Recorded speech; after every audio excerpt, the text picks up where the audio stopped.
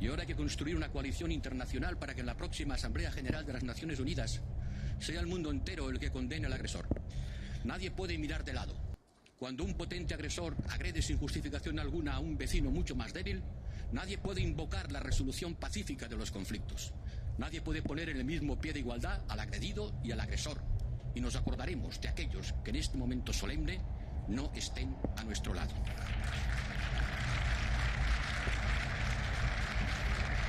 Sí, hemos utilizado nuestra capacidad coercitiva, la capacidad de imponer, no necesariamente utilizando las armas. Cuando digo que Europa tiene que ser un hard power, la gente piensa únicamente en el poder militar. No, el hard power se ejerce de otras muchas más maneras. La capacidad de condicionar, la capacidad, the coercive capacity, la capacidad de imponer al otro otra conducta no se hace solamente con las armas, se hace, como ha propuesto la Comisión, de una manera extraordinariamente eficaz, gracias, señora Presidenta. Y como usted ha impulsado en los debates del Consejo Europeo, gracias, señor Presidente, tomar medidas como esta, que parecen de papel. Does your resume look like this? This is not a great resume. This is not going to catch a lot of attention. Extraordinariamente eficaz, gracias, señora Presidenta. Y como usted ha impulsado en los debates, del Consejo Europeo, gracias, señor Presidente, tomar medidas como esta, que parecen de papel, que desde luego no movilizan misiles, de efecto trascendental sobre la solvencia de un país, e impide que Rusia vaya a gastar el dinero que pagamos por su gas para alimentar la guerra. It would seem, I mean, we're day 6 now of this invasion by Russia, and they've yet to seize and hold any of Ukraine's major cities, which would suggest that the tempo, and this is what Western officials believe as well, is not going according to President Putin's plan. Maybe he, as it would seem Western officials, underestimated the level of Ukrainian resistance that his forces would be met with, and it's certainly a fact that there has been significant fighting. That you can see now what Ukraine faces in terms of this enormous column of Russian armor that is moving slowly towards the capital.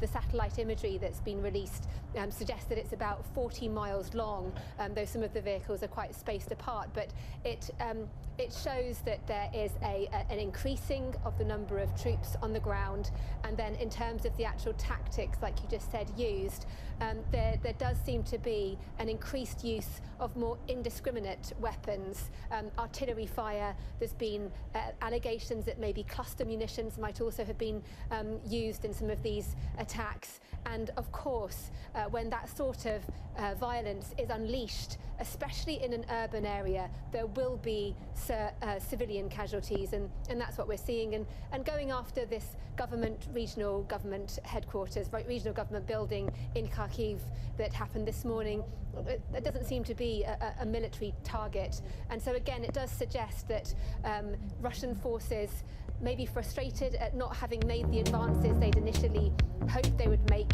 with the force laydown that they'd initially begun this invasion with, have recalculated a bit and are now deploying a much stronger level of heavy weapons, indiscriminate fire into these populations.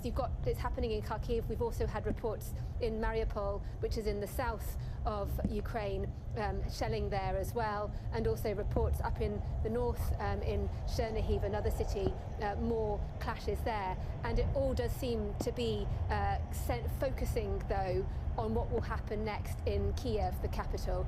It has yet been subjected to that sort of artillery fire at that scale. Yes, there have been strikes, there have been missile strikes that have hit residential buildings. There have been a lot of military targets as well that have been taken out. There was a huge boom last night, the closest sounding boom, I would say, since the invasion started for people in central Kyiv. The windows of our hotel, for example, shook, and that seemed to be it was a target against a radar station, but really gave a signal that the war is getting ever closer to the city, the centre of the city, and the surrounding areas. And for people here, it's a horrifying prospect. They're living now in basements, in shelters, underground car parks, underground stations. And you can probably see behind me maybe the roofs have got snow on top of them. We had snow overnight, and that means the temperature has dropped a bit, and so it's cold. It's colder than normal too. And so again, that just adds to the hardship and the fear and the uncertainty. Deborah, what can you tell us about this convoy? We saw satellite imagery of this enormous convoy coming towards Kyiv. Where is it exactly? What's it made out of? What's it made up of? Excuse me. And are they trying to stop it? Well, so Russian forces have been advancing on Kyiv from the very beginning, and what we saw initially and continue to see are very fierce battles in certain areas where the Ukrainian military is putting up a very strong fight and slowing the Russian advance. For example, there was this significant battle over a key airfield just outside of Kyiv, where you had a Russian assault force, an air assault team that came in initially quite small, flew in, dropped down, tried to take that airport, but then actually became overwhelmed by Ukrainian forces who fought back, and they had to bring in reinforcements. And that kind of gives you an illustration of the wider battle space, where you have an initial push being repelled by the Ukrainian side, only then for Russia to bring in reinforcements. And I think that's what you can read really from the elongated size of this convoy that now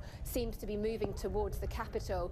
It seems to signal that there is greater force on the ground, that there is greater firepower in play. And as we're seeing from what's happening in other cities around the country, there's clearly a greater level of willingness to unleash those sorts of indiscriminate weapons onto their opposition, be it military or, it seems, civilian also targets, definitely, civilians definitely being caught up in this. They seem willing to do that to achieve their objectives. Let's go back to the European Parliament now in Brussels and listen to Ursula von der Leyen, President of the European Commission. She's speaking. For welcoming these women, men and children. Europe will be there for them, not only in the first days, but also in the weeks and months to come. That must be our promise altogether.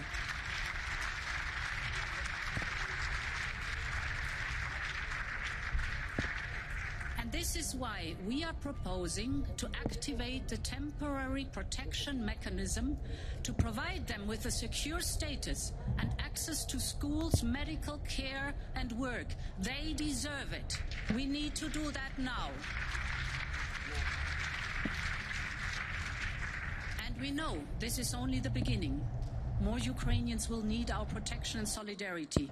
We are, and we will be there for them. Our union is showing a unity of purpose that makes me proud. At the speed of light, the European Union has adopted 3 waves of heavy sanctions against Russia's financial system, its high-tech industries, and its corrupt elite. And this is the largest sanctions package in our union's history. We do not take these measures lightly, but we feel we had to act. These sanctions will take a heavy toll on the Russian economy and on the Kremlin. We are disconnecting key Russian banks from the SWIFT network. We also banned the transaction of Russia's central bank, the single most important financial institution in Russia, and this paralyzes billions of foreign reserves, turning off the tap on Russia's and Putin's war. We have to end this financing of his war. And second, we target important sectors of the Russian economy. We are making it impossible for Russia to upgrade its oil refineries, to repair and modernize its air fleet, and to access many important technologies it needs to build a prosperous future. We've closed our skies to Russian aircraft, including the private jets of oligarchs. And make no mistake, we will freeze their other assets as well, be it yachts or fancy cars or luxury prosperities. We'll freeze that all together.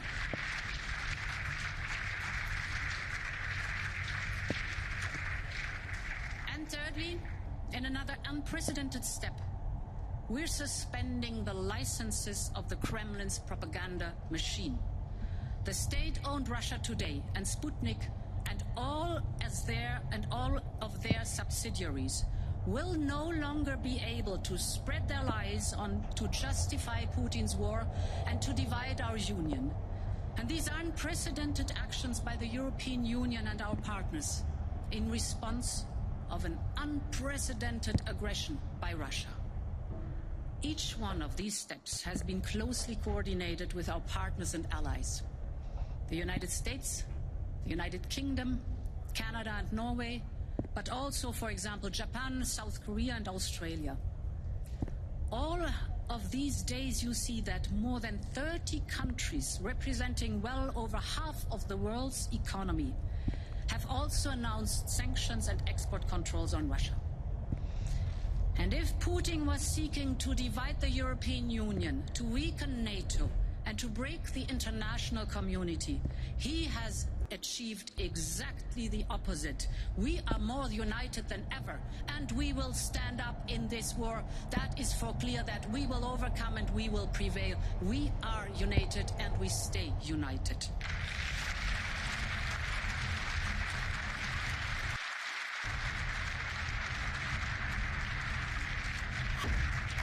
Feel like you're doing the work of members, 4 people? With Monday.com Work OS, you can put all your repetitive work on autopilot. I know this, and I want to speak honestly to the people of Europe. We have endured 2 years of pandemic, and we all wished that we could focus on our economic and social recovery. But I believe the people of Europe understand very well that we must stand up against this cruel aggression. Yes, protecting our liberty comes at a price, but this is a defining moment, and this is the cost we are willing to pay, because freedom is priceless, honorable members. This is our principle. Freedom is priceless. Our investments today will make us more independent tomorrow. And I'm thinking first and foremost about our energy security. We simply cannot rely so much on a supplier that explicitly threatens us. And this is why we reached out to other global suppliers, and they responded. Norway is stepping up. In January, we had the record supply of LNG gas. We're building new LNG terminals and working on interconnectors. But in the long run, it is our switch to renewables and hydrogen that will make us truly independent. We have to accelerate the green transition, because every kilowatt hour of electricity Europe generates from solar, wind, hydropower or biomass reduces our dependency on Russian gas and other energy sources. This is a strategic investment. And my honorable members, this is a strategic investment because on top, less dependency on Russian gas and other fossil fuel sources also means less money for the Kremlin's war chest. This is also a truth. We are resolute. Europe can rise up to the challenge. The same is true on defense. European security and defense has evolved more in the last 6 days than in the last 2 decades. Most member states have promised deliveries of military equipment to Ukraine. Germany announced that it will meet the 2% goal of NATO as soon as possible. And our union, for the first time ever, is using the European budget to purchase and deliver military equipment to a country that is under attack. 500 million euros for the European Peace Facility to support Ukraine's defense. As a first batch, we will now also match this by at least 500 million euro from the EU budget to deal with the humanitarian consequences of this tragic war, both in the country and for the refugees. Honorable members, this is a watershed moment for our union. We cannot take our security and the protection of people for granted. We have to stand up for it. We have to invest in it. We have to carry our fair share of the responsibility. And this crisis is changing Europe. But Russia has also reached a crossroad. The actions of the Kremlin are severely damaging the long-term interests of Russia and its people. More and more Russians understand this as well. They are marching for peace and freedom. And how does the Kremlin respond to this? By arresting thousands of them. But ultimately, the longing for peace and freedom cannot be silenced. There is another Russia besides Putin's tanks, and we extend our hand of friendship to this other Russia. Be assured they have our support.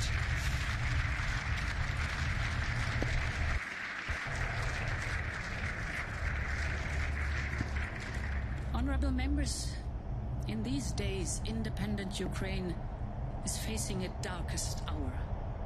At the same time, the Ukrainian people are holding up the torch of freedom for all of us. They are showing immense courage. They are defending their lives. But they are also fighting for universal values, and they are willing to die for them. President Zelensky and the Ukrainian people are a true inspiration. And when we last spoke, he told me again about his people's dream to join our union. Today, the European Union and Ukraine are already closer than ever before. There is still a long path ahead. We have to end this war, and we should talk about the next steps. But I am sure nobody in this hemicycle can doubt that a people that stands up so bravely for our European values belongs in our European family. And therefore, honorable members, I say, long live you, and long live a free and independent Ukraine. Ms. Vama Slava Ukraine.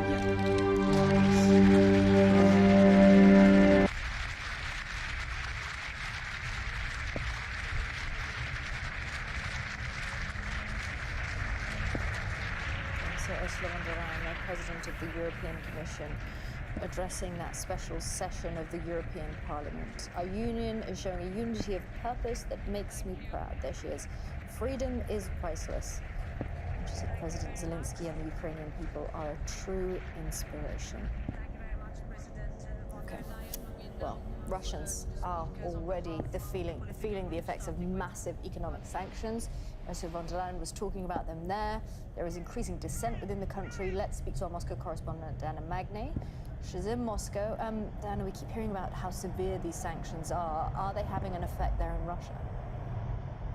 Well, they might not be on everyone now, but they certainly will. I mean, if you listen to what Ursula von der Leyen said about the extent of those sanctions, I mean, they are extremely hard-hitting. It will mean that the country just doesn't have the technology for key industries, as she said, for aeroplanes, for phones, for anything that will bring it, allow it to develop at the same pace as contemporaries elsewhere around the world. Russia, over the next 2 generations, just won't have that. It will not have the technology to build a prosperous future, were her words. And I think that is true. Now, that doesn't take just a day where the ruble collapses, as it did yesterday, to sink in, but it will sink in over the long term. And I think, unfortunately, the message from Western politicians and leaders to the Russian people in their speeches at the moment, that this is not a complaint against you, this is against your regime, and our hearts are with you and those who stand up as far as they can against President Putin's way of governing. I don't know that that message will particularly come through, because the trouble is there is a considerable amount of anti-Western hostility in this country anyway, driven in part by state media. It's been here historically since Cold War times, and sanctions will only reinforce that. That is the problem. Anyway, in terms of sanctions, Dmitry Peskov, the Kremlin spokesman, today was asked about them, and he was pretty combative, and he said, "We have no assets in the West, we have no accounts in the West. Punish us, we are not scared." And Dmitry Medvedev, the former Prime Minister, the former president of this country, said that the West should watch out because often in the past economic wars have turned into real wars. And that gives you a sense of the sort of combative way that the men at the top are dealing with the sanctions. But as I said, I think that the man on the street is going to feel these sanctions increasingly for a long, long time to come. And we don't know whether that is going to just reinforce the sort of stability of the state, or whether it will one day undermine it. We have seen collapses of state systems here in Russia before, but they haven't necessarily led to improved lives for people. So, I mean, it's incredibly difficult to predict what will happen. But when the West promised incredibly tough sanctions, they delivered. And I don't think that President Putin was quite anticipating that they would be as Diana, thank you so much. Well, EU, US and British diplomats walked out of a UN Human Rights Council meeting in Geneva this morning during a virtual speech by the Russian Foreign Minister Sergei Lavrov. During that speech, Lavrov accused the EU of engaging in a Russophobic frenzy by supplying lethal weapons to Ukraine. Let's speak to our correspondent Alistair Buncle, who's in Geneva. And Alistair, also speaking this morning, the Foreign Secretary, what did she say?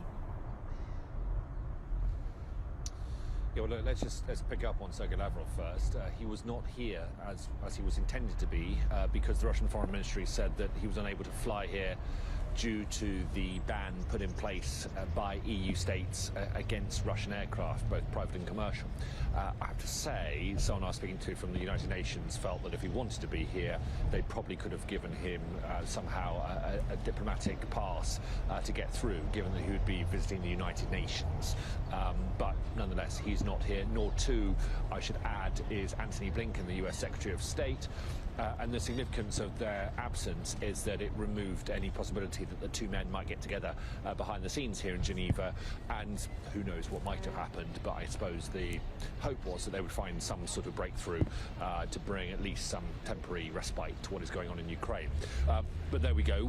Neither men are here. Both are addressing the Council remotely, though, and the European diplomats and Western diplomats here made their feelings pretty clear when Sergei Lavrov appeared on the screen, getting up out of the chamber and walking out and standing outside in a move of solidarity, holding the Ukrainian flag and refusing to listen to what the Russian Foreign Minister had to say. I suspect I don't think that will bother Sergei Lavrov too much. I wouldn't be surprised, in fact, if the Russians try and spin it to their advantage and suggest it is some sort of form of Western disrespect.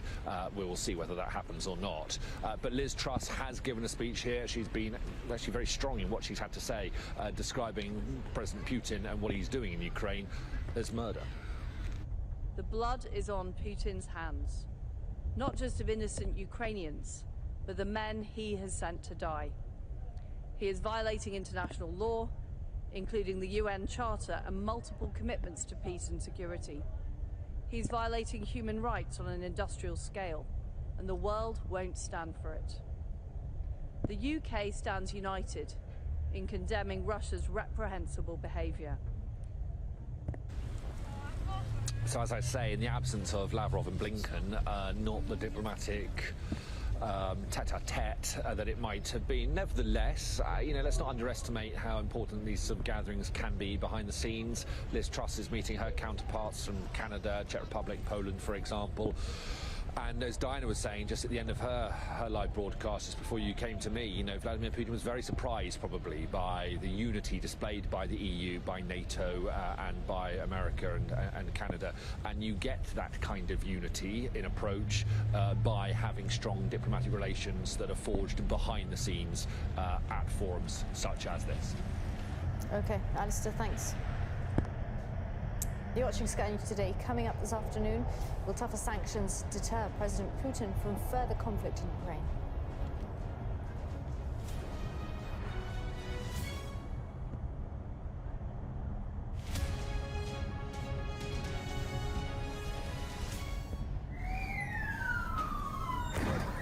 They pushed the protesters further back here.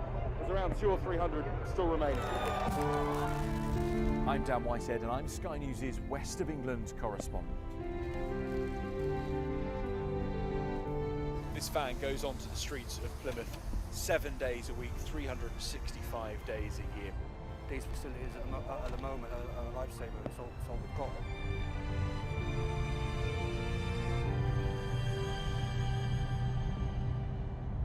From fishing communities to bustling cities, we spend every day reporting from across the region, hearing from people who have real stories. I'll have nowhere to live for about 3 or 4 months. There are still people inside the properties here. They're coming from the epicentre of what is now a global health pandemic. We were seeing and speaking to young women who were selling themselves right on the high street. It was desperately sad, and the fact it was happening right in the heart of this community. Before Brexit, these oysters were being exported to the EU, but the trade stopped overnight. What's your feeling about the future then? Bleak. Might all be finished, I don't know.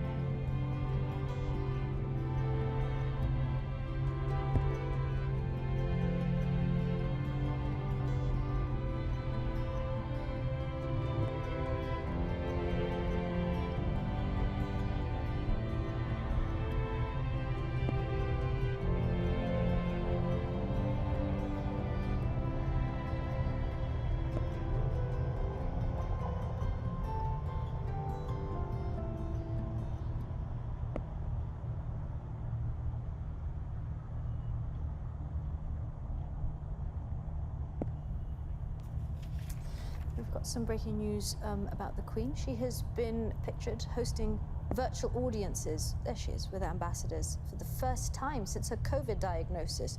She had to postpone a number of similar engagements last week, and a diplomatic reception that Her Majesty was due to host at Windsor Castle on Wednesday was also postponed. She tested positive for COVID on February the 20th, and Buckingham Palace said at the time that she was experiencing mild cold-like symptoms, but today she has hosted virtual audiences with ambassadors for the first time. She received His Excellency Mr. Carlos Giordano Madero, and he's from the Principality of Andorra, and His Excellency Mr. Kadela Yunus Hamidi, who's the ambassador for the Republic of Chad. Now, the Foreign Secretary has said no one and nothing is off the table when it comes to sanctions against Russia. Liz Truss's comments come as Visa and MasterCard announced that they've started blocking some Russian financial institutions from their networks. Millions of Russians are now feeling the effect of Western sanctions as their savings are wiped out and they're cut off from payment methods. Excuse me. Dr. Nikhil Kayampour from the Department of International Relations, the London School of Economics, joins me now. Dr. Nikhil, thank you so much for talking to us.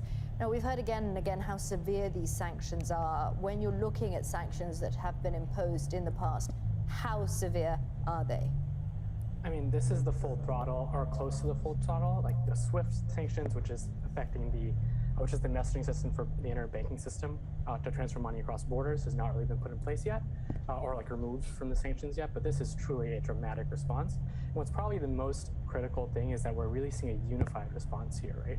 This is not just America going it alone, this is the European Union stepping up, this is Germany stepping up, this is Canada stepping up, and that I think is probably the most important aspect of all of this. A lot of the argument against sanctions is that it's actually the people who suffer and not, those in power. With the sanctions that have been imposed this time around, do you see them, because they are so targeted, actually they are going to affect the people in power and not the Russian people in general? So I think this is a really, really important point, and we don't really, I personally don't think we talk enough about the human impact of sanctions. So in the last few years, we've seen a real big switch towards more quote-unquote targeted forms, targeting specific elites, targeting specific leaders. But the sanctions we've seen put in place over the past week or so is much more dramatic, right? They are targeted towards specific banks, they are targeted towards specific leaders, but we are seeing a countrywide effect right now, right? The ruble is down 40%, which means that if you're trying to import goods, if you're buying imported goods, your purchasing power overnight went down 40%, right? That's led to the central bank in Russia being forced to raise interest rates from roughly 10% to 20%. Now, think about what we've been doing the past few months in the US and the UK, debating whether or not the Fed or the Bank of England would move rates 0.25, 0.5, but overnight we've seen a 10% raise, right? So this is going to dramatically affect the living standards of the average Russian person. How? Sorry to jump in there, but I mean, how? Someone waking up today, how are they feeling the effect of these sanctions in Moscow and St. Petersburg? So you are literally going to see, so right now we're seeing a few different things happening, right? Because the value of the ruble is going down, people are really losing faith in the value of that money. So we've seen stories and anecdotes of runs on different banks that might end up failing as a function of this, right? So we've seen videos on Twitter, at least, of hordes of people trying to get money out of their banks. We've also seen reports of people going off to luxury goods stores to buy as expensive things as they can because these luxury goods are likely to maintain their value more than the ruble is going to. Right, so we're basically seeing huge purchasing power differences. Again, we've been talking a lot about inflation in the US and UK and roughly 7% differences in losses in our purchasing power last year. But we're talking about 30-40% differences for people in Russia right now. Okay, so let's talk first of all about the central bank, then I want to talk about the oligarchs. But the central bank cutting it off from its reserves around the world, how does that work and what does that do? That's, again, a really critical major next step that I think a lot of observers are not necessarily expecting. One thing Russia has done really effectively, or at least we've thought they've been doing effectively for the past few years, is building up this big buttress of currency reserves that they can basically use to protect the value of the ruble. Right? So you have these open exchange markets, and the central bank buys and sells rubles to basically manage that value. And they're one of the biggest players in that market, as you can imagine. But because most of they've done a really good job of getting away from the dollar, but most of their reserves are still held in places in central banks across the European Union, at the Bank of International Settlements in Switzerland, at the IMF. And so by sanctioning those reserves, it really minimizes the ability of the Russian state to kind of respond to these dramatic currency moves we've seen. Okay, so then the sanctions directly against Putin and Lavrov and those oligarchs, what do they do? So it's in many ways, right, removing these safe havens for a lot of these individuals, right? So part of why you might have money in places like UK or the US is if stuff ever gets really bad in Russia, you might want to be able to move. But also these are valuable assets to them. This is part of their net worth. This is part of part of the value of being of having that kind of wealth is that you can access it, of course, right? And so now by cutting that off, we're really changing the calculus for whether or not they're going to either be able to exit effectively or potentially to keep fighting or if they ever want that back, right? So one of the big things that I want to really emphasize when we talk about sanctions is that it cannot be seen as a stick, right? Right now, I think a lot of the debate is about punishing Russia. And yes, they've done a lot of things that I think most people think right now merit that type of action. But the thing we need to think about is these sanctions need to be converted into carrots, right? We need to be able to use them as ways to bring the Russian state, to bring Vladimir Putin to the bargaining table in order to change. These are supposed to change his incentives to get him to come back to the bargaining table and hopefully, I think from the US and the European Union standpoint, right, retract from this current invasion. Okay, Nikhil, that is fascinating. Thank you so much for talking us through all of that. Thank you. Thank you for having me. You're watching Sky News. Coming up in the next hour, we'll have a special program on the invasion of Ukraine, including a missile attack on Kharkiv. Ukrainian officials say at least 10 people have been killed in Kharkiv. It's Ukraine's second city. We'll see you at 1 o'clock.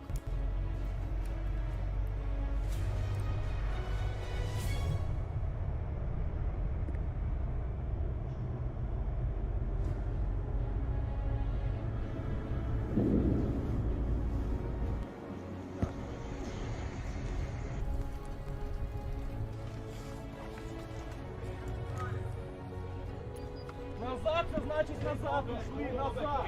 Назад ушли! Подоляк тут, так называемая.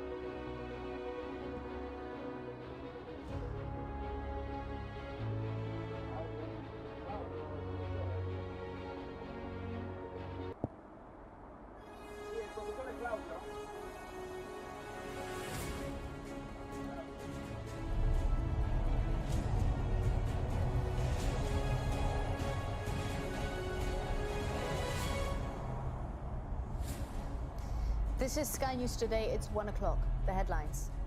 The Ukrainian government says at least 10 people are killed and 35 wounded in a rocket strike on the country's second city, Kharkiv. Ukraine's foreign affairs minister calls the attack barbaric and calls for more sanctions to be imposed on Russia. Prince Charles joins the condemnation of Russia, saying the values of democracy and freedom are under attack. In the stand we take here, we are in solidarity with all those who are resisting brutal aggression. A growing refugee crisis as more than 500,000 people flee the fighting, and Boris Johnson expands the number of Ukrainians allowed to join their families in the UK. We're doing exactly what the UNHCR is asking us to do, and we will be in the forefront of helping the humanitarian crisis. Heading for Kyiv, satellite images show a 40-mile-long Russian military convoy less than 20 miles away from the city centre. We will have all the latest from Kyiv and elsewhere in Ukraine, as well as other key cities around the world, on the 6th day of Russia's invasion.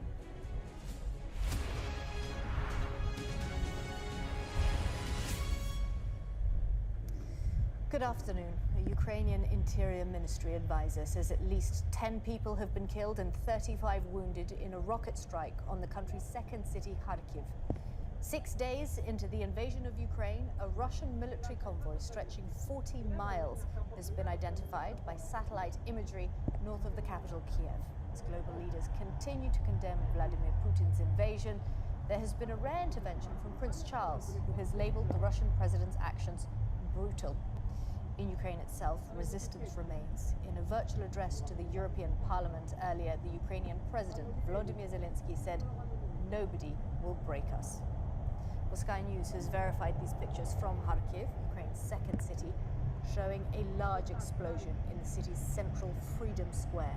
The video shows a missile striking the city's Regent State Administration building. A local leader said Russian strikes hit the building as well as residential areas. Footage obtained from inside the building shows the scale of the destruction. Let's take a closer look at how the situation in Ukraine has developed. As we've just been saying, a large explosion hit that regional administration building in Kharkiv's main square this morning. There were also reports of Russian forces shelling the city overnight. In Brovary, on the outskirts of the capital, Kyiv, an airstrike left a military airbase on fire. This morning there were reports that more than 70 Ukrainian soldiers were killed after Russian artillery hit a military base about 60 miles away in the city of Okhtriak. That's according to the region's governor. Videos have been released showing damage in Chernihiv in the north. Ukraine's emergency ministry claims shelling hit a residential building, a market building, and a kindergarten. And in the south, the mayor of Mariupol told Ukrainian TV this morning that the port city has been under constant shelling and that women and children have been killed. And Russia is reported to have surrounded the city of Kherson and is mounting a serious assault there.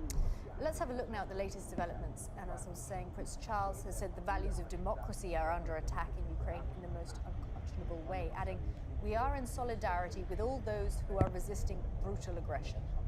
The Prime Minister Boris Johnson is meeting his counterparts in both Poland and Estonia today and visiting British troops as he pushes for Western unity on the invasion of Ukraine. The Transport Secretary Grant Shapps says Britain has become the first nation to pass a law involving a total ban of all ships with any Russian connection whatsoever from entering British ports.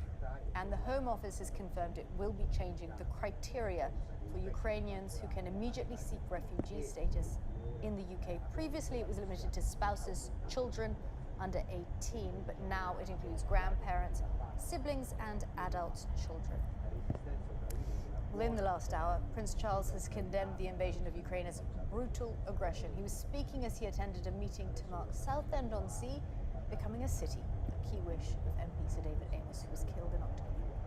What we saw in the terrible tragedy in Southend was an attack on democracy, on an open society, on freedom itself. We are seeing those same values under attack today in Ukraine. in the most unconscionable way. In the stand we take here, we are in solidarity with all those who are resisting brutal aggression. Well, the government has been facing increasing pressure to do more to help those fleeing Ukraine, while in Poland, the Prime Minister announced there would be further support, including sponsorship schemes. We have always had a tradition of welcoming people in large numbers from crisis areas, from war zones. So what we're going to do is we're extending the family scheme so that actually very considerable numbers would be eligible. As I set out earlier, you could be talking about a couple of 100,000, maybe more. Additionally, we're going to have a humanitarian scheme, and then a scheme by which UK companies and citizens can sponsor individual Ukrainians to come to the UK. So we're doing exactly what the UNHCR is asking us to do, and we will be in the forefront of helping the humanitarian crisis. And we will hear from the Home Secretary, Priti Patel. She's due in the Commons at about 1:30, so 20 minutes. Well, this morning the Ukrainian president called the recent attack on Kharkiv an act of undisguised terror and a war crime. Volodymyr Zelensky addressed EU leaders in Brussels. In our country, the Freedom Square, and this is the largest square in Europe, and that's true. This is called the Freedom Square. Can you imagine this morning, 2 cruise missiles hit this Freedom Square, dozens of killed ones. This is the price of freedom. We're fighting just for our land and for our freedom, despite the fact that all large cities of our country are now blocked. Nobody is going to enter and intervene with our freedom and country. And believe you me, every square of today, no matter what it's called, it's going to be called, as today, Freedom Square in every city of our country. Nobody's going to break us. We're strong. We're Ukrainians. Yesterday, 16 children were killed. Again and again, President Putin is going to say that is some kind of operation and we are hitting a military infrastructure. Where are our children? What kind of military factories do they work at? What tanks are they going with? Or launching cruise missiles? He killed 16 people just yesterday. Joining me live from Kyiv is our security and defense editor, Deborah Haynes. And Deborah, we just heard Zelensky there talking about that attack, the missile strike on Kharkiv. What is the situation in the capital? Well, there's just been some news being reported by the Reuters news agency, quoting Russian news agencies, saying rather ominously that the Russian Defense Ministry has said that they will strike Ukraine's security services sites in Kyiv. And these strikes are to avoid information attacks against Russia.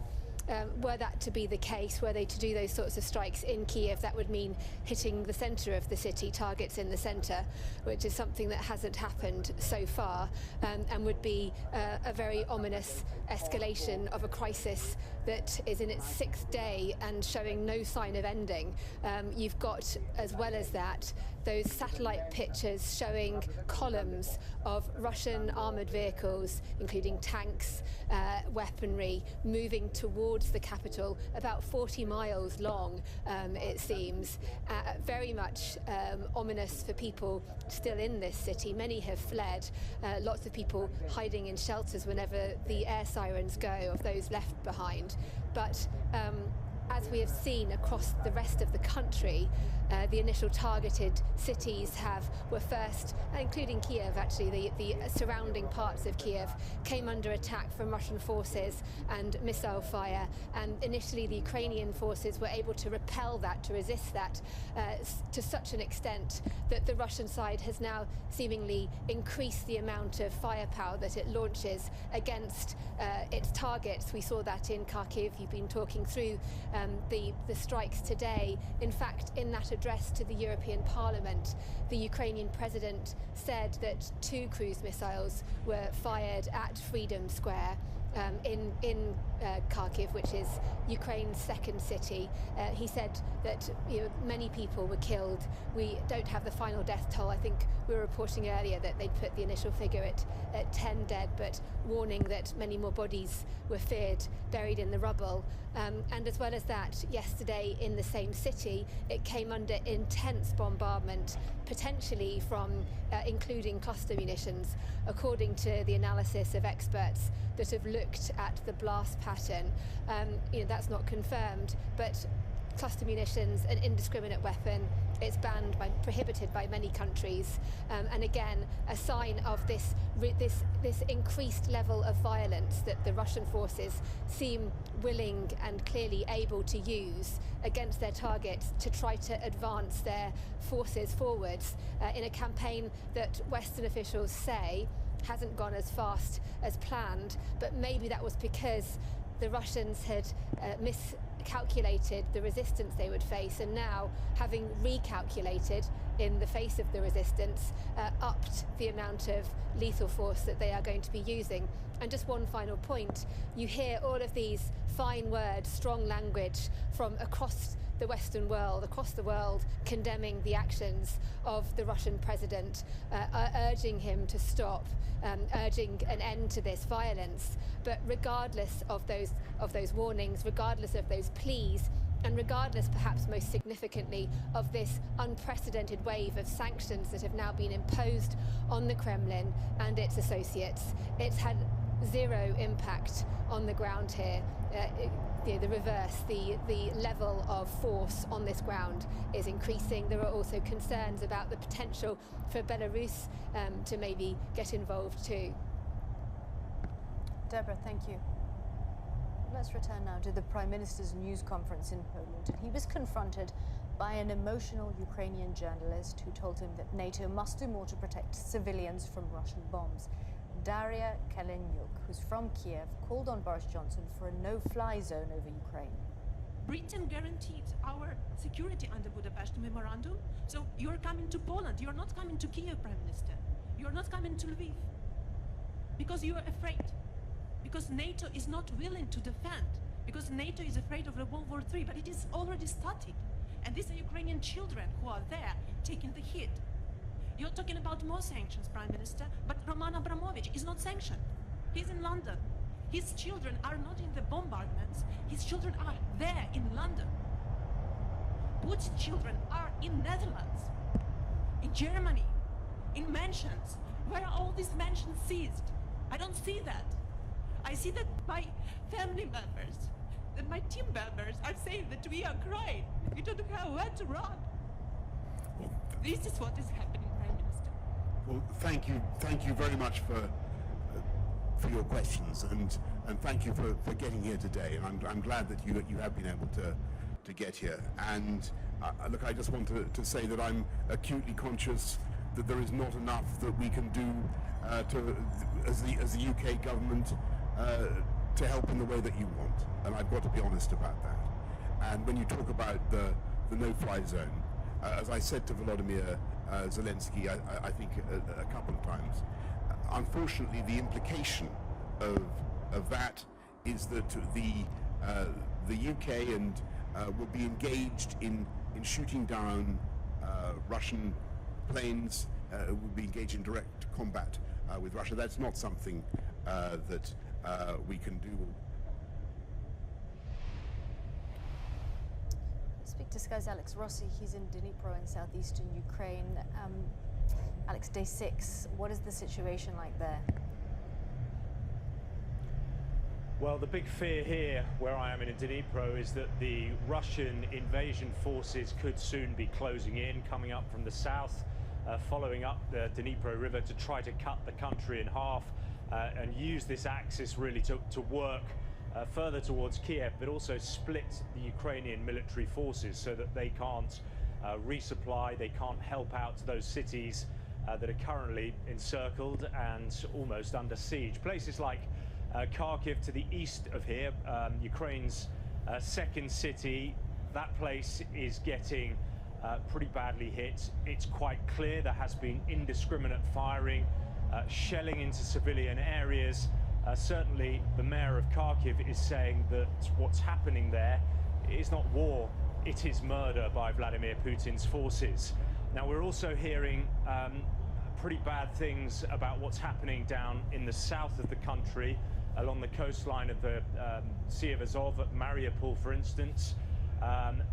We think Mariupol is pretty much cut off at the moment, surrounded by Russian forces. Contacts of mine are telling me that there is now shelling, some of it falling in residential areas. When we were there a few days ago, we saw that for ourselves, the indiscriminate firing of Grad rockets into civilian areas, causing huge destruction and harm and death to civilians. So an extremely worrying situation. The country's on edge. People are really very apprehensive about where all this is going. Okay, Alex, thank you so much. We're going straight to the Commons, where the Home Secretary Priti Patel is speaking. Let's have a listen. Public services. There is no limit on the numbers eligible under this route, Mr. Speaker. Anyone in the Ukraine intending to apply under the family migration route should contact the dedicated 24-hour Home Office line for assistance before applying. Ukrainian nationals already in the UK have been given the option to switch free of charge to a points-based immigration route or a family visa route. Visas for Ukrainian temporary workers in some sectors are being extended so that they can stay until at least the 31st of December this year. As I said yesterday, I've heard some members calling for visa waivers. With Russian troops are seeking to infiltrate and merge with Ukrainian forces. Extremists are on the ground in the region too. Listen to the statement you're going to say. Mr. Speaker, I'll continue, and perhaps the opposite party members, I'll take their questions later on. But I actually do want to emphasise the seriousness of the security situation on the ground, and that is not something that can be discounted lightly at all, Mr. Speaker.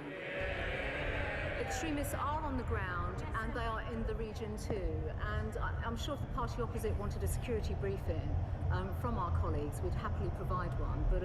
But at the same time, I'm very sceptical of how they treat and respect security advice.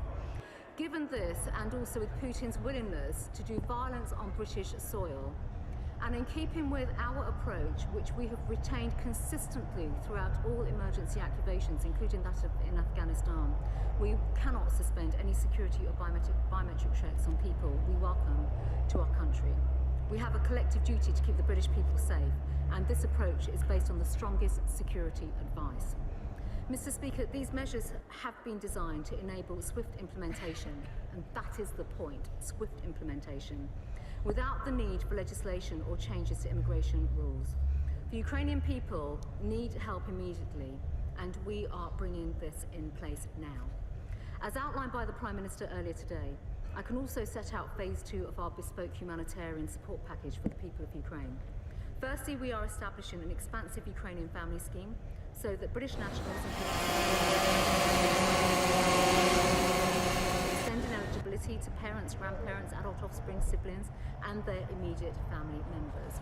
Again, the scheme will be free. Those joining family in the UK will be granted leave for an initial period of 12 months. They will be able to work and access public funds. Secondly, we will establish a humanitarian sponsorship pathway, which will open up a route to the UK for Ukrainians who may not have family ties with the UK, but who are able to match with individuals, charities, businesses, and community groups. Those who come under this scheme will also be granted leave for an initial period of 12 months, and they will be able to work and have access to public services. The Home Office will work closely with all our international partners on the ground to ensure that displaced Ukrainians that are in need of a home are supported. My colleague, the Secretary of State for Levelling Up, will work with the devolved administrations to ensure that those who want to sponsor an individual or a family can volunteer and be matched quickly with Ukrainians in need. There will be no numerical limit on this scheme, and we will welcome as many Ukrainians as wish to come and have matched sponsors. Making a success of the new humanitarian sponsorship pathway will require a national effort from the entire country. And Mr. Speaker, our country will rise to that challenge. Mr. Speaker, this is a very generous and it is an expansive and unprecedented package. It will mean that the British public and the Ukrainian diaspora can support displaced Ukrainians in the UK until they are able to return to a free and a sovereign Ukraine. We are striking a blow for democracy and freedom against tyranny. Above all, we are doing right by the courageous people of Ukraine. We will help British nationals and their families to get out of Ukraine safely. We will support our displaced Ukrainian friends. We will respond robustly to Russian threats here in the UK. We, Mr. Speaker, will not back down. We will do what is right. And, Mr. Speaker, I commend this statement to the House. Shall the Home Secretary. Thank you, Mr. Speaker. People's homes in Kharkiv have been shelled, children have been killed, and Russian tanks are rolling in now on Kyiv. The Ukrainian people are showing immense courage and resolve in the face of a despot and in the face of unparalleled aggression. And we need to do our bit to support them alongside sanctions, alongside the equipment assistance. That also means being prepared to do our bit to provide sanctuary as well. Families are being split up, often fathers and older children staying to fight, mothers, grandparents and younger children leaving to find safety and sanctuary. And many of those families want to stay close by to home, but for those who want to travel to the UK to seek shelter with family or friends and get the support they need at this dreadful time, we must be ready to help, and we must be ready to do our bit alongside other countries, as we have done in generations past, to give sanctuary to those fleeing war in Europe. We have been calling repeatedly on the government to do more to help, and there will be considerable relief that the government has now changed its position and accepted we must do more. And in particular, I am glad the government now appears to have completely changed its policy in response to our calls to help elderly parents and wider family members. And I'm glad that they have listened not just to those in this House, but across the country, and most importantly of all, to Ukrainians and their families. But I have many questions about how this will actually work and how many people in practice it will help. And I am concerned about the way the Home Office has handled this, but those are issues for another day. We start with the family issues. We are very glad to know that Valentina Klimova in Paris can now come to join her daughter, having been initially refused.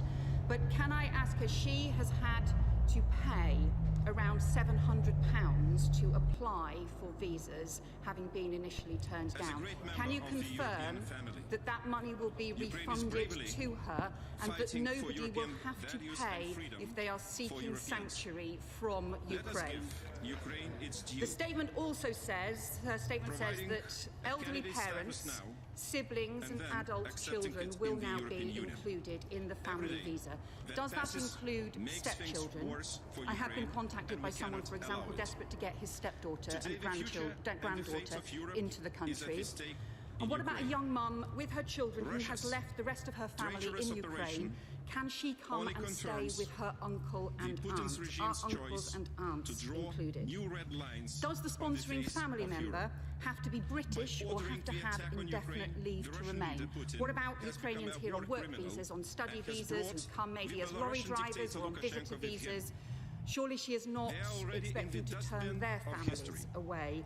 When people are fleeing Russian authoritarianism and war, I assume she will not be applying a test based on which bureaucratic box UK residents tick. So can she make a simple commitment now that family members from Ukraine who are fleeing persecution are all welcome here in the UK, no matter what visa their family member here in the UK has? We will give them sanctuary. And what about people who have been given the chance to stay with friends? We know most people want to stay near Ukraine, but what about someone who has left all their family behind, but maybe used to work or study here in Britain? Can they come and get sanctuary? Is there a route for them? If the only route is the community route, I'm concerned that that will take a long time. Has the government considered an emergency humanitarian or protection visa, for example, that could still include all the significant security and biometric checks you have talked about, but could swiftly be done and go broader than family members too?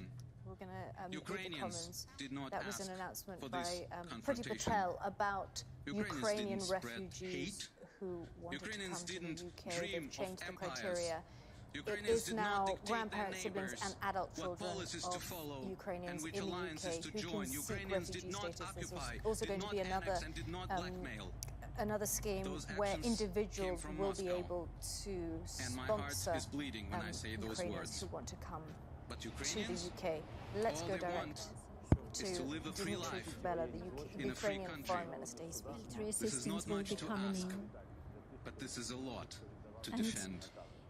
There is And an this is why unprecedented it is our level European moral of imperative to assistance help. that To we help are receiving Ukrainians right now. with refuge and money, Finland but yes, also with is a military neutral equipment. country, To and help them they are defend their own providing choice, military to help assistance them to Ukraine. save their children, First time in their history. families, Last time it their loved happened ones, the was loved ones who in take arms and 1939 walk to battles. when Help the them to Soviet return. Union yes, attacked this Finland. is why Since then, we have no other and options since the than to Second put World War, we a all clear know that alternative there was a in front different of world. President Putin. Since that time, Either you stop this war Finland now, never or you will have provided to bear its the weapons consequences to anyone. that will be But it has devastating. changed this rule We for did not the ask sake of for Ukraine. this confrontation. Sweden decided to You did. provide military assistance to Ukraine. Sorry, I mix it all up. Finland did not provide assistance, but Sweden provided assistance to Ukraine in 1939, first time when they were helping Finland.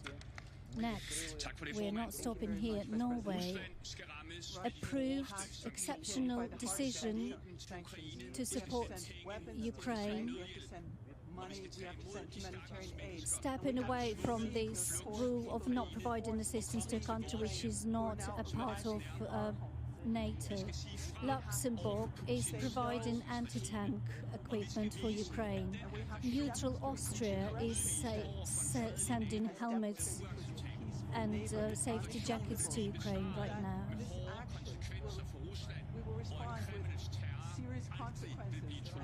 We have the Ukrainian foreign minister there, Dmytro Kuleba, speaking, giving his daily update, and just updating us on who has given support within Europe militarily or otherwise. Diversity. And Ukraine is part of Europe. The people who are fleeing from Ukraine, they are Europeans, and they are part of our European family. Ukrainians are being attacked by Putin, and so therefore we should demonstrate our friendship and help. Dictatorship can never succeed, and Putin will never have enough. Right now, it's impacting Ukraine. In the future, it could be affecting other European countries. We have to say stop. We have to stand up, and we have to be alert and ensure every country's right to determine on its own destiny. We have to be prepared to defend ourselves against any tyrant.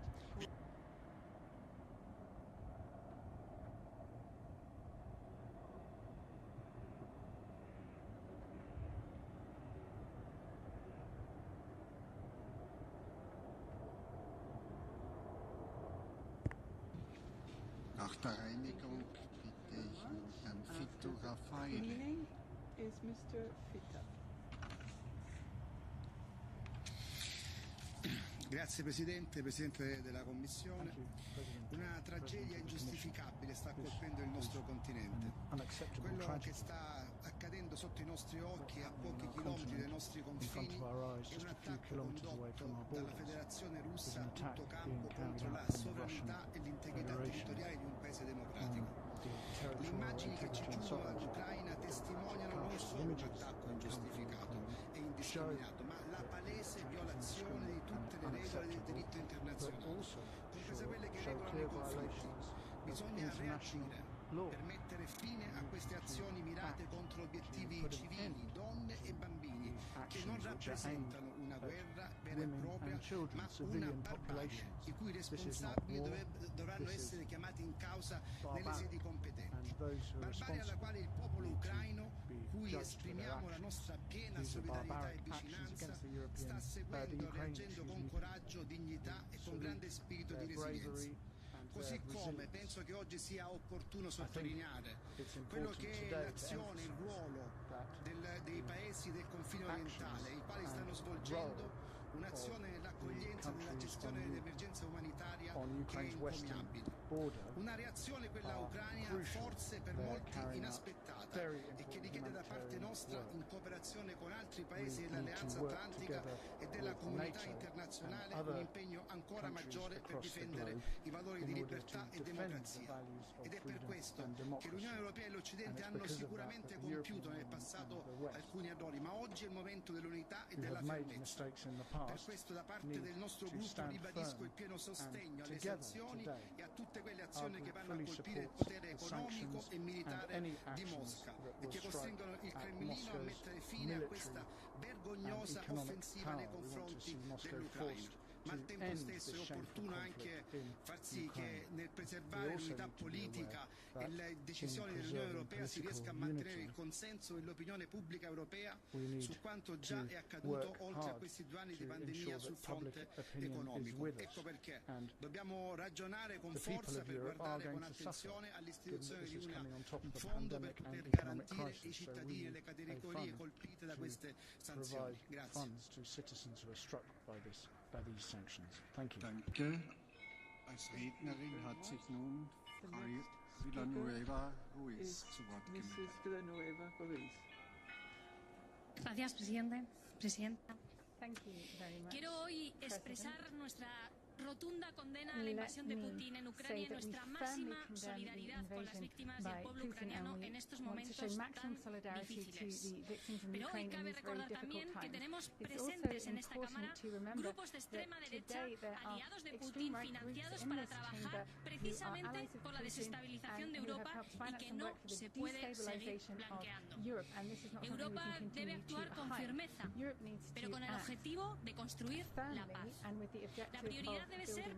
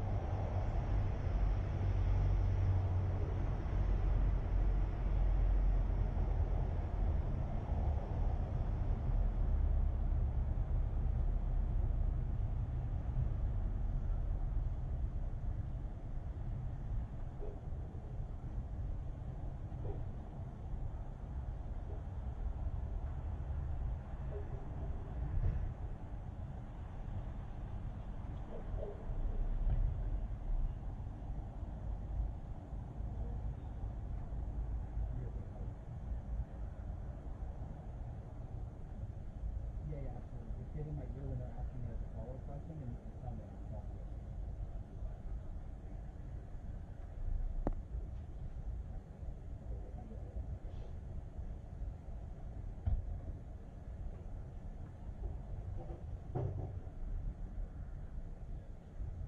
Yeah. Right.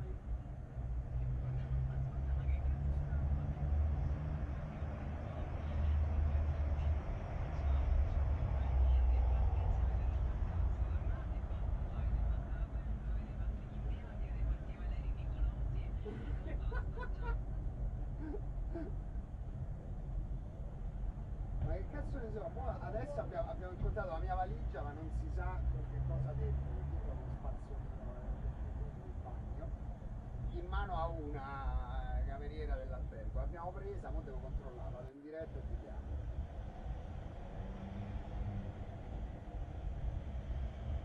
Ciao!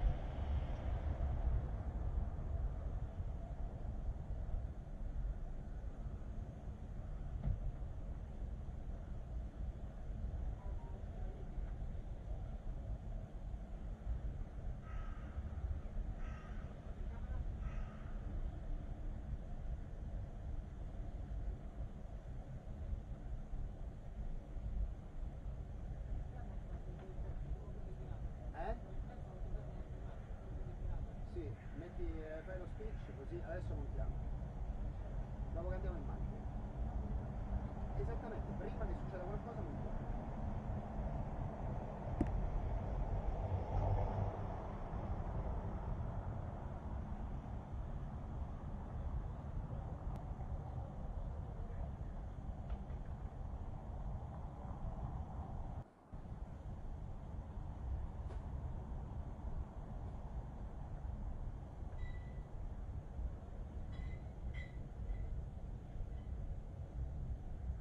Dana, good morning. You saw that video there, a massive explosion at a central square in Kyiv, Ukraine's second largest city. Dozens of victims, according to emergency services.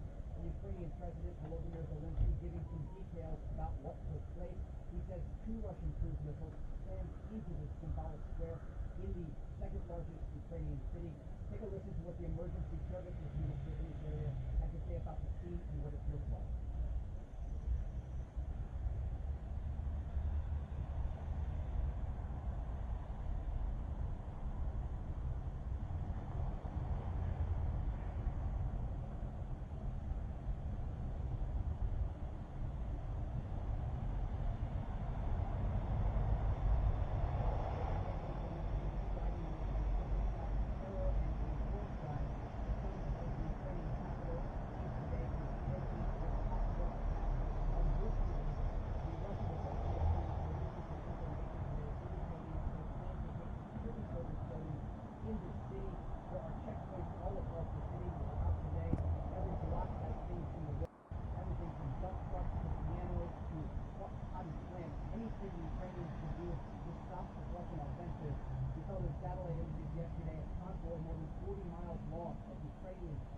Russian troops, artillery units, tanks, and a variety of other weapons headed to this capital city. People today are still fleeing. We're at the train station watching as husbands say goodbye to their wives and their kids, many of them going west as the men here in the capital prepare to fight. Bill, Dan.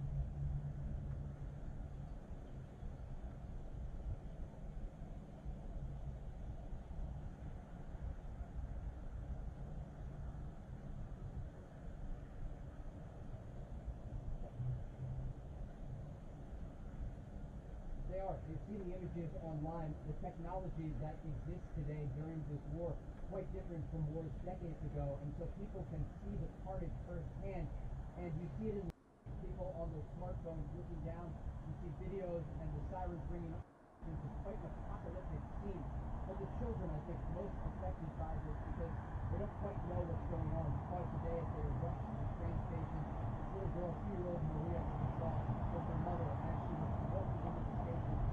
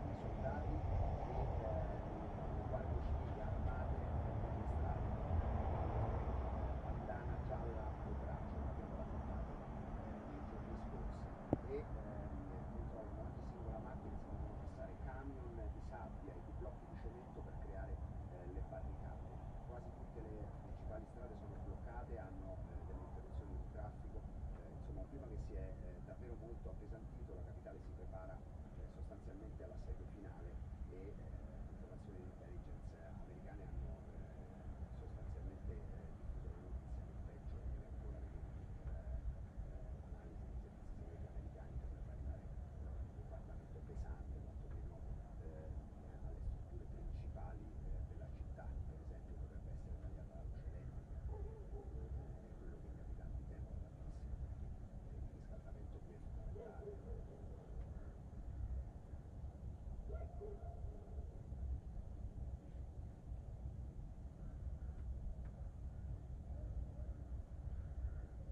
Sì, è sempre misterioso entrare nella mente di Vladimir Putin, però sembrerebbe che la prima parte dell'assalto, a meno che non fosse stata studiata, era un ingresso in Ucraina e poi sostanzialmente un tentativo di far destituire Zelensky dal suo esercito. Lui lo ha anche fatto, ha fatto un appello a un certo punto quando Zelensky gli ha detto il primo giorno, alla fine del primo giorno di guerra, sediamoci a trattare, qua stanno morendo delle persone, lui ha risposto con un messaggio all'esercito dicendo ammutinatevi sostanzialmente, defenestratelo, così sarà più facile l'accordo. Questo tentativo sicuramente non gli è riuscito, se lo aveva in mente, perché poi come detto non lo sappiamo.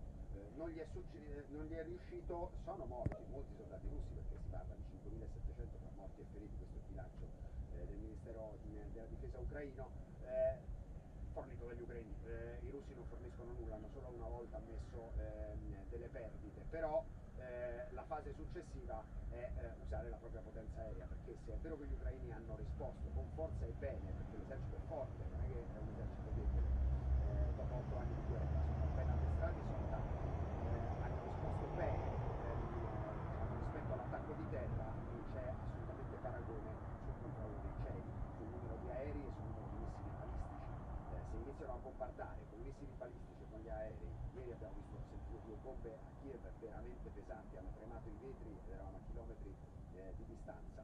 Se iniziano a usare quel tipo di potenza non c'è gara sostanzialmente, cioè l'esercito ucraino verrà sgominato. Il problema di quel tipo di potenza è che va radicalmente contro quello che i russi hanno sempre detto, è un'operazione militare, è un'operazione che colpisce solo target militari. Oggi Zelensky è stato durissimo su questo, ha detto ma come fanno a dire questa cosa qua, che solo ieri sono morti 16 bambini, come si fa a dire questa cosa qua? Gli obiettivi civili finora sono stati colpiti ma non in maniera indiscriminata, se iniziassero a bombardare in maniera indiscriminata Kiev o anche Kharkiv, in realtà Kharkiv già lo hanno fatto, la cosa cambierebbe ovviamente, perché è difficile resistere con Kalashnikov e bombe Molotov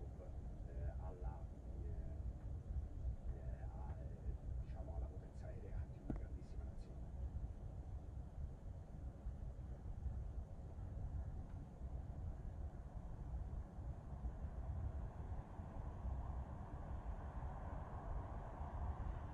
È molto pericoloso creare una no-fly zone, sì. Beh, sarebbe una guerra nei cieli fra Stati Uniti e Russia, entrambi armati nuclearmente, quindi diciamo, sarebbe una cosa terrificante. C'è da dire, se posso dire, rispetto ai negoziati, ieri la Russia, il Cremlino ha avvertito fate evacuare la popolazione civile da Kiev, adesso i russi dicono che colpiranno delle infrastrutture militari della città di Kiev. Putin ieri ha detto a Macron che vuole che la comunità internazionale riconosca la Crimea, che l'Ucraina sia denazificata, e vabbè quella è una sua opinione, che Zelensky e la sua cricca siano dei nazisti, e che sia demilitarizzata, neutrale e demilitarizzata, condizioni particolarmente complicate, soprattutto la demilitarizzazione in questo momento, se un paese invaso gli chiedi di abbandonare le armi. La risposta di Zelensky è stata firmare la richiesta di adesione all'Unione Europea. Vedremo se si incontreranno a quel tavolo di trattativa, che sembrava essere andato bene perché c'era una trattativa. Vedremo se ci sarà.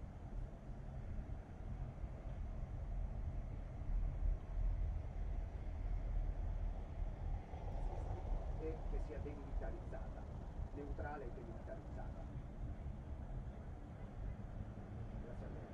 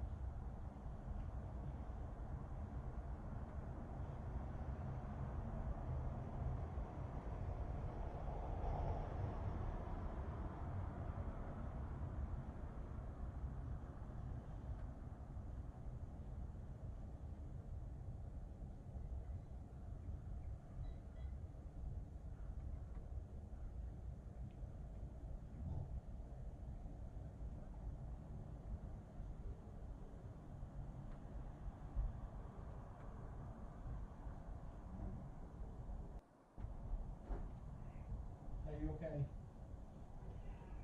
Yeah, good. Sorry, it's a bit odd just trying to get everything. So, Debs is just trying to file Q&As from stand 19, and then as soon as she's clear, we'll do this mother, but I'm slightly worried about another failing bits to leave it. So, I need to do that fairly pronto. Otherwise,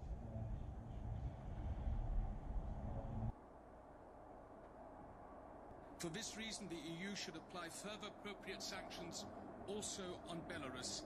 Dear colleagues, the world will hold Russia and Belarus accountable for their actions. Thank you.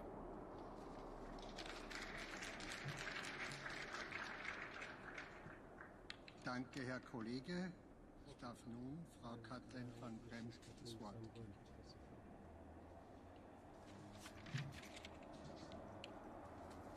Dankeschön. Dear colleagues, today we feel sadness, anger for sure, but also pride. Pride in the unity of the European response to Putin's war crimes. Could you imagine just for 1 second that we did not have the European Union today? Then we would be divided, and divided we cannot have any response to Putin. But united as we stand today, we have Ukraine's back. Mr. Zelensky, I know you have other things to do, but you know we have your back. We stand with you, we stand with your people in full solidarity, in fight for peace, freedom and democracy. And it is clear Putin will only listen to clear messages. So we need to use this clear language. So therefore, I think it's important that we stop buying gas from Russia. We need to cut up from that gas. It's at a high price, but it is doable. And if we do not pay the price today, we will be presented with the price tomorrow. And President Zelensky was right. He said this is the crisis of freedom and democracy. Well, dear colleagues in Europe, let's take this fight and stand up for our values. Thank you very much.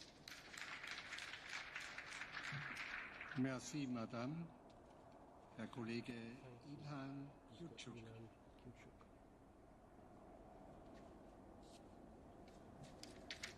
Thank you, dear President. Dear colleagues, we have a war in Europe on a scale and of a type we thought belonged to the history books. And let me be clear, this is not the war of Russian people. This is the Putin's war. Putin's regime is the one to blame for waging the war, killing civilians, destroying country's infrastructure. Putin has attacked democratic values and European aspirations of the people of Ukraine. But the brave Ukrainians stood up strong, and they deserve full-fledged support. Colleagues, it's time to be on the right side of history and to grant Ukraine with candidate status. Dear Ukrainians, we will not let you go.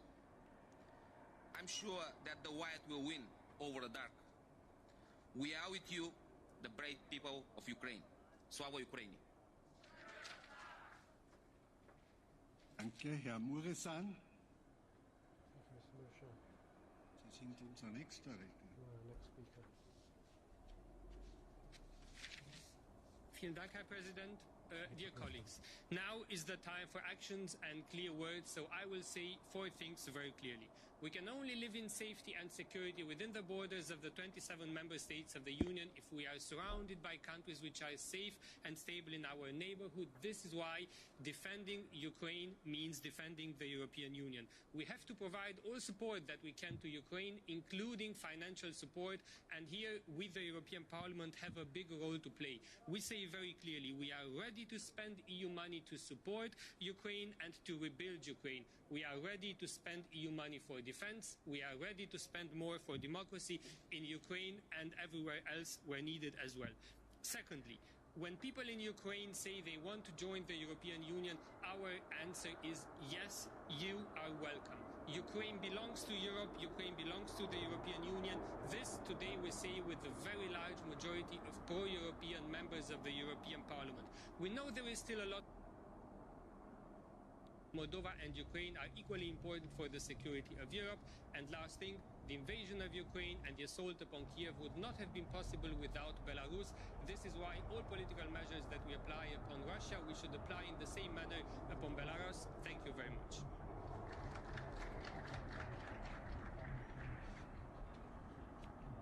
Danke vielmals. Zu Wort gemeldet.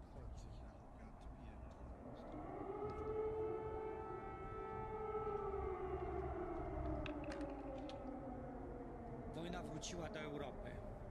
To wojna między dwoma światami, agresywnym i autorytarnym światem Putina, a drugim, gdzie chcemy pokoju a war between i demokracji. two worlds, authoritarian To world, wojna, w której our Putin world, jest where we want peace and przestępcą, democracy. a ukraińskie dzieci, mężczyźni, It is a kobiety, war bohaterowie. perpetrated by Putin. To nie And jest the heroes of agresja the na war Ukrainę. are the Ukrainians, To wojna men and Putina women. z całą Europą, It's z not just naszymi about wartościami, aggression against marzeniami Ukraine, o pokoju. it's aggression against the whole of Europe, Dlatego all of our dzisiaj dreams musimy of sobie peace uświadomić, and our że nie peaceful będzie ambitions. bezpiecznej That's why Europy today we should bezpiecznej remember i niepodległej that Ukrainy. Europe will never be at peace until Ukraine is at peace. Ukraine is part of Europe. It's that it's a moment of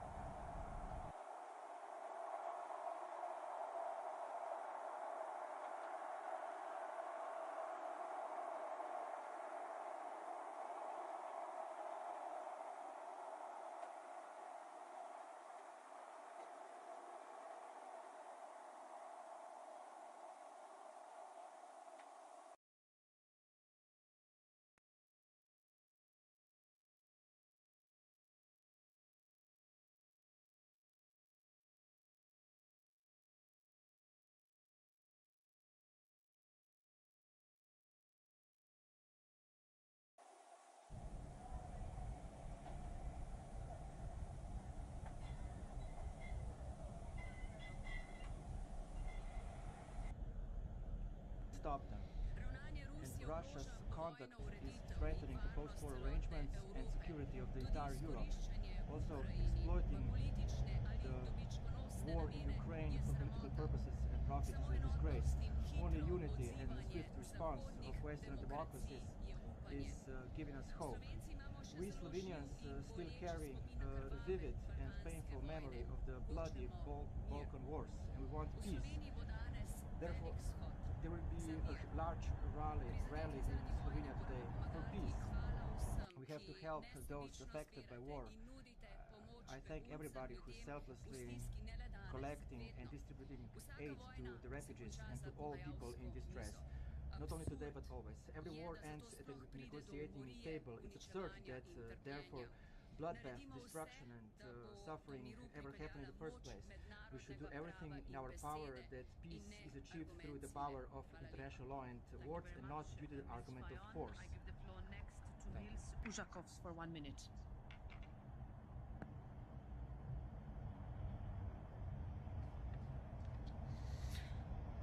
Distinguished Madam President, dear colleagues, I will speak Latvian today, but being myself an ethnic Russian, I would like to try to address Russians in Russia and in Europe as well.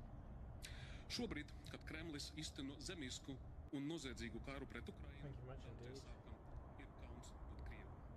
Tā tas nav. Krievija tiek aizturēta tūkstošiem cilvēku.